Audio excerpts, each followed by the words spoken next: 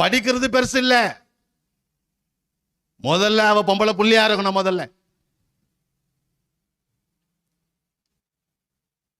எப்படி இருக்கணும்? அவ பெண்ணா இருக்கணும்.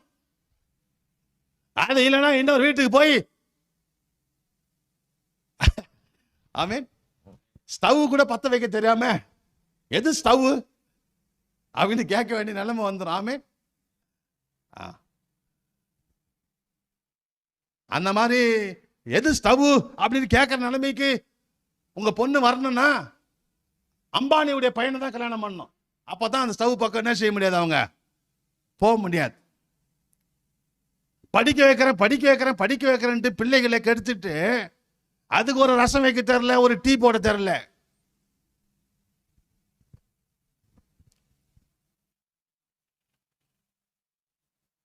அது கிளிப்படியும் இல்லை.